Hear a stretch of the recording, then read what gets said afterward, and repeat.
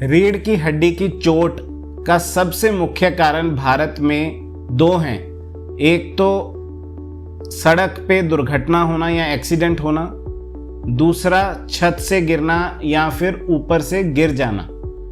तो ये दो कारण की वजह से रीढ़ की हड्डी में गर्दन के मनकों में या पीठ के मनकों में चोट लग जाती है, जिसकी वजह से जो आदमी छत से गिरता है या जिसका एक्सीडेंट हुआ होता है उसकी टांगे या हाथ और टांगे दोनों एकदम से रुक जाती हैं। एक ही झटके में जो मरीज चल फिर पा रहा होता है उसकी टांगे और हाथ या टांगे अकेली काम करना बंद कर जाती हैं। अगर ऐसा आपके सामने किसी को होता है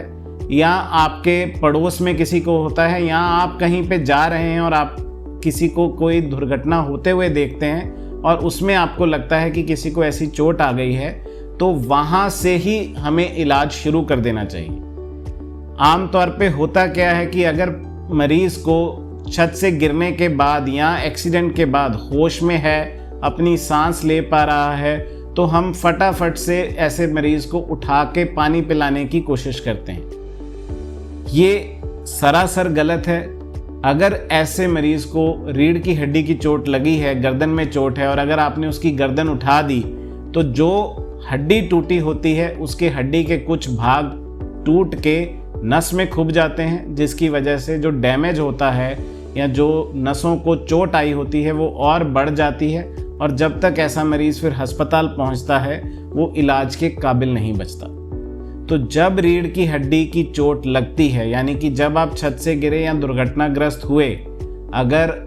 आपके पास में आप कोई ऐसी चीज़ देखते हैं या आपके कोई घर वाले या आपके कोई पड़ोसी या आपके घर में कोई काम करने वाला मजदूर कोई भी ऐसे छत से गिरता है या किसी का एक्सीडेंट होता है, तो अगर वो सांस ले पा रहा है, सबको पहचान पा रहा है, आंखें खोल रहा है, तो ऐसे मरीज से तुरंत पूछना है कि उसके हाथों या टांगों में कोई सुनपन तो नहीं है,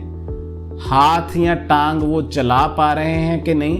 अगर चला पा रहे हैं तो पूरी ताकत महसूस कर रहे हैं कि नहीं, अगर ताकत महसूस कर रहे हैं तो उनसे पूछना है कमर में या गर्दन में कोई दर्द तो नहीं है। अगर ये चारों सवाल का जवाब वो कहते हैं कि ना, हमारी गर्दन में और कमर में कोई दर्द नहीं है,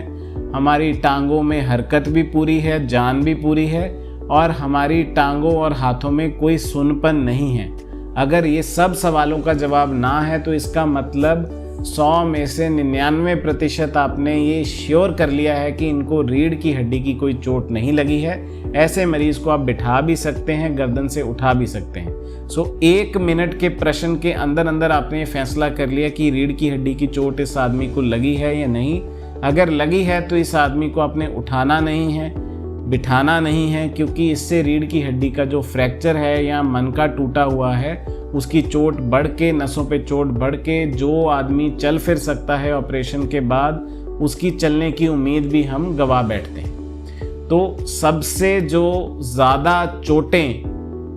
लगती हैं उसके बाद जिस तरह से मरीज़ को अस्पताल में लाया जाता है उसकी वजह से डैमेज बढ़ने के कारण रीढ़ की हड्डी की चोट के बाद पेशेंट के चलने की जो उम्मीद होती है उसको हम कम कर देते हैं। तो इस वीडियो के ज़रिए मेरा आपको ये बताने का मकसद है कि अगर आप ऐसी कोई दुर्घटना देखते हैं तो वहीं सवाल जवाब करें, अपने आसपास के लोगों को भी जागरूक करें और अगर ऐसा होता है तो उस पेशेंट को या उस मरीज़ को आप बिना उठाए बिठाए लिटा के ही बेड पे ले जाके, अगर आपको लगता है कि ऐसा शक है कि इसको रीढ़ की हड्डी की समस्या आ गई है, इसकी टांगें या हाथ नहीं चल रहे हैं, इसको बाजुओं में या टांगों में सुनपन है या कमर या गर्दन में दर्द है, तो ऐसे मरीज़ को उठाए नहीं, ऐसे मरीज़ को एक फट्टी लगा के या एक बोर्ड लगा के उस बोर्ड पे रखें और उस बोर्ड को सीधा किसी बेड पे या स्ट्रेचर पे या गाड़ी में रखें और इस तरह से पेशेंट को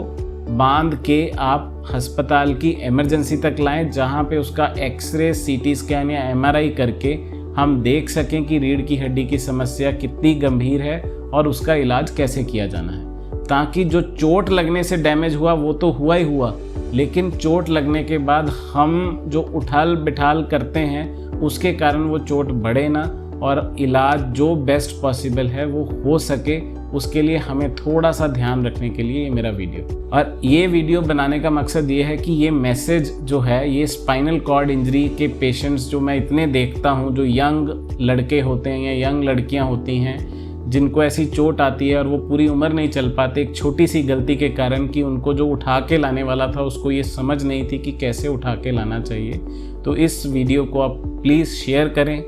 और जितने लोगों के बीच में ये जागरूकता हम बढ़ा सकते हैं उतना ही इस वीडियो का हमें फ़ायदा मिलेगा। धन्यवाद।